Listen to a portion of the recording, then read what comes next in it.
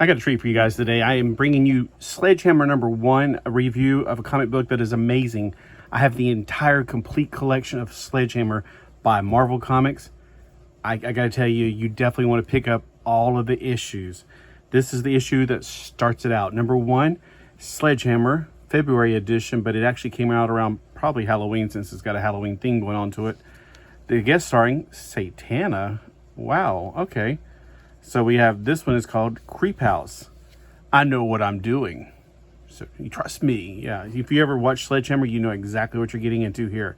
Sledgehammer's got a lot of corny jokes in it. The comic book is no different.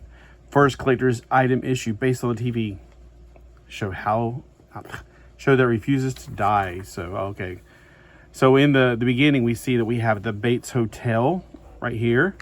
Except it's spelled differently. It's Baits, like as in, you know, fishing bait. Anyway, there's a lot of little jokes in here. I'll try to see if I can remember which ones to... I need to start writing these down because I get through it and I don't know which page it's on. But anyway, while she's in the shower at the Bates Hotel, he's like, where is it? Some Transylvania. See, Mrs. King, I'm sorry to bother you, but my mother just wants to come by. She's like, shut up, I'm trying to take a shower. Shower? And so, of course, he's going to act out the Bates Hotel thing where he's going to come through the shower curtain and kill her. But she fights back. She ain't having none of that. Opening. Or complain just one time. Sledge, what are you doing? Trust me, I know what I'm doing. He's decorating his jack-o'-lantern. And she's like, I could have just took a knife to. It's like, well, you know. There's lots of little Easter eggs, too. Like right here we have on the calendar for October. Look what we have. Green Goblin. And he's green. It's like people, also you can read their thoughts. It says, what a jerk. I've been on the force for 20 years and they passed me up to make him inspector. I gotta admit, he does have a good taste in clothes. He doesn't. He has the worst taste in clothes. But it's a running gag. So he tells the whole story about how Satana, or the actress who plays Satana, she's kind of like Elvira. There's going to be a lot of puns based on the other characters or movies that you may have seen that are horror movies. I have not seen most of these, but I know what they're talking about. So, Satana is like Elvira. She's a host for like cheesy movies.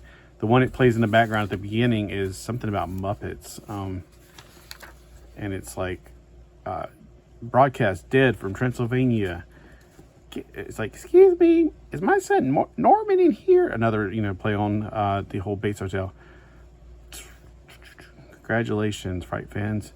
So I was just trying to find out where it says.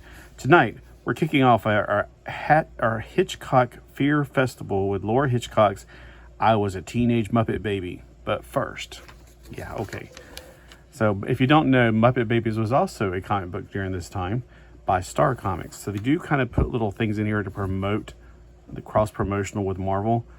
All right, so right off the bat, whenever they're going down to the garage to get his car, Pristine, the car that's possessed, comes after them. And while he's shooting at it, it blows it up with the bomb and everything, you know, hand grenade. It does read like its tires. He shoots out its tires. I don't know. I've never seen the movie. Here it is. He shoots out the tires. Like, that's all you got to do. It's like, whoa. It auto, you know, fixes itself. So there's some really weird things going on with this. So it makes you wonder, is it really something bad? All right. So anyway, they go over to the guy who's, I guess, what is his name? He is Jason Goblin, Meat Inspector, Hammer and Dora. Hello, hello, hello. Coming, constables. He's got like an accent, you can tell. I think he's her manager, I guess. He's talking about the other two people that were playing the part that she did. They also got murdered before she is now the next target. The whole time it makes you wonder who is really in charge or who's doing the murdering. And of course, Sledgehammer thinks that he's murdering to boost ratings. You know, every time you hear about it, it's like free publicity. So they're going to follow her around all day. The one who's now the new Satana. And, you know, just comedy little pieces here, pieces there. Yeah, there's a lot. It's like, here's another one. Nightmare Mrs. King. So it's her last name, by the way, is Satana King. And there's also the Scare Something and Mrs. King, which is another play on words based on Scarecrow and Mrs. King. So if you were a TV show person, watcher or whatever in the 80s, you probably recognize a lot of these puns. Let's see. I'm trying to think of, like, he's not, oh, Crazy Teddy. Instead of Freddy, it's Crazy Teddy. His nightmares are insane. So anyway, he's trying to kill him and keeps on hitting glass instead. And then, well, ends up at Satan is the one who saves the day. Oh, look, Castlevania and other games. Which one's your favorite game on this page? Probably Russian Attack is one of them. Castlevania is another. I like Goonies the movie. I've never played Goonies the game. All right, so next they're going out to a camp where she's going to do like campfire stories. While they're out there, you know, Sledgehammer is not a country person. He's like, where's the sidewalks and where's the streets and where's the pavement and where's the parking lot? And he's just, it's really strange that he's such a city person. Don't touch that. Don't touch me, girls. I am hot. Catch me for Satana's fever. Satana Knight's fever. Anyway, I thought it was Satana King. I guess her character is Satana Knight. All right, so in the background, you can see somebody's watching. Somebody with claws. While she's doing some of these, she's actually making fun of Sledgehammer and Doro. And first off, Sledge like, let me at her. She's just kidding. I hate teases. And then, well, it's better than what she did. She did nothing. And Doro's like, oh, let me at her. So yeah, it went from one to another. And there's the bear calls again. Like, oh, bear calls. It's probably going to be some attacking bear. While they're talking, all the girls are running off. He's like, what did I say? What did I say? So this is a good pun right here. Redland, what are we doing? The two trees. It's like, shush. After Humanoids, the comic book was canceled. We're lucky to get any work. So if you know anything about Humanoids, I guess the comic book was canceled right before this one. So right behind him, there's another character that came into the scene. He doesn't have the bear claws, so that's kind of strange. And it's like, it's Jason, the TV programmer. No, I mean Jason from Fright Night, not Friday. Fright Night, the Hurt Teens movies, like Friday Night. But it could be Ball Goblin. Ball Goblin's the producer, I think, or manager that we were talking about a while ago. So we got another pun there. So it's Jason, not Jason. And for some reason he's wearing a pumpkin on his head, which is his pumpkin, which it doesn't make sense. And oh, there's the bear claws again. So what's up with the bear claws? All right, so Jason smacks him in the head, comes into the cabin. The girls go out the front door. I didn't know cabins had two doors. I guess that's something new. I don't know. The cabin I was in, we only had one door. So when I was a kid. And I wasn't a Girl Scout. And this one I don't get, though. Oh, no, they must be after... they must be fighting over me treasure. I'm like, is that the Lucky Charm guy? I don't know. You can only see his eyes there, so I'm not quite sure.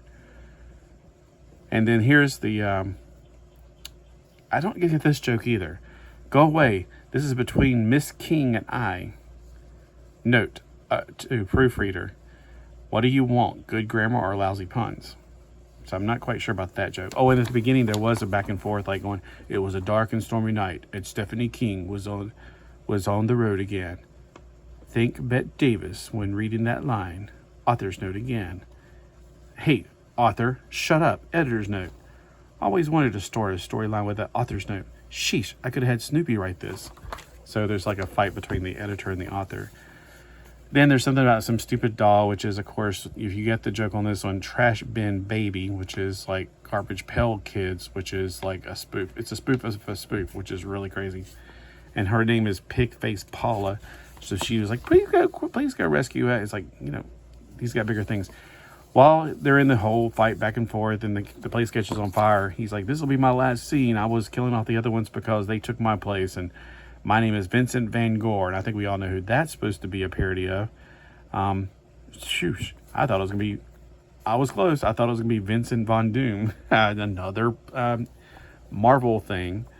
So, yeah, it's pretty interesting how they do a lot of plugging in there.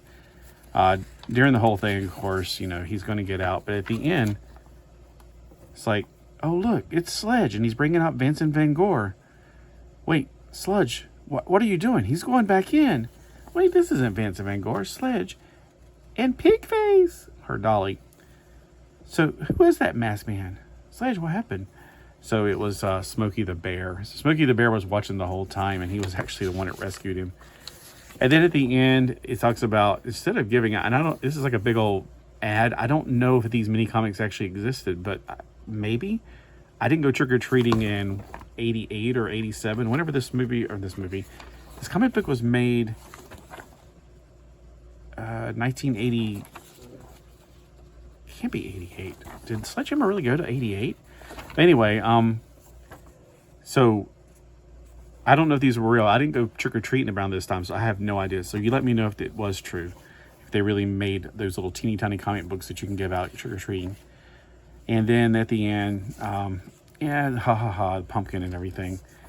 But she's going to be showing Hammer films. And if you know anything about Hammer films, they're actually real, kind of like somebody named Hammer. It's not had to do with Sledgehammer. Back in the 70s, actually. I think they were making a lot of different vampire and Dracula, Wolfman versus Dracula, Dracula versus Frankenstein. It was some really interesting. I have never seen them, but the title's very interesting. All right, so that's a really quick rundown of all the little puns in there. I mean, I didn't give you too much of a synopsis. Whoa, I always love the artwork for these things. Dragonlance, ADHD. AD&D, I said ADHD. AD&D and ADHD come together to bring you a game that nobody can pay attention to. All right, so guys, what did you think of Sledgehammer number 1? Did you go out and get it? Did you have it back in the day? I didn't even know it existed back then. I would have definitely grabbed them. So I have the full set. So if you watch my other videos, I got all the videos except for number 1. Well, now I got number 1.